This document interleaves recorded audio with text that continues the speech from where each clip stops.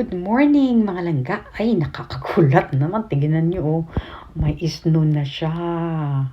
Papasok ulit ako. So, it's 6:40 in the morning. Hahabulin ko yung bus ko. Nakakagulat kasi akala ko walang snow. Tapos meron siya, pero slight lang. Konti-konti lang siya. Pero sobrang lamig. It just feels like -18.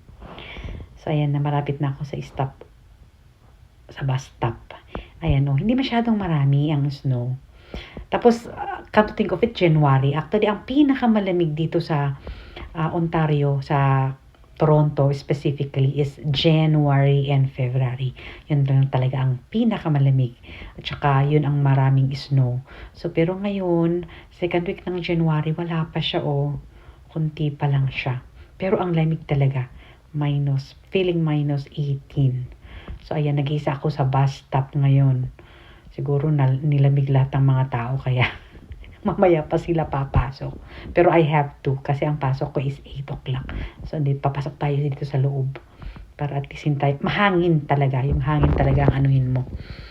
Ayan, madilim pa. After an hour, andito na ako sa trabaho ko. Actually, nagulat ako kasi sa amin kanina, di ba nakita nyo may snow sa amin sa bahay. Ngayon, after an hour dito ko sa work, walang snow kahit isa. Pero sobrang lamig. Pareho lang ang lamig. Feels like -18. Pero ang kaibahan lang is walang snow.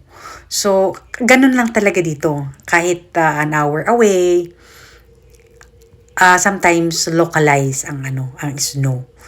Kung minsan pag umuulan din sa amin, pagdating ko sa work ko walang ulan, or sometimes malakas ang ulan dito sa work ko, pagdating ko sa bahay walang ulan. So sometimes ganun, localize lang siya. So ayan, papasok na tayo. Today is Wednesday, January 8, 2025.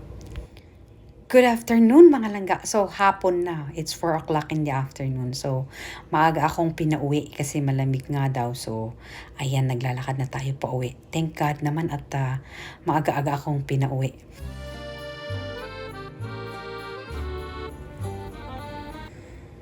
So, andito na ako sa loob ng station, sa train station, sa subway station.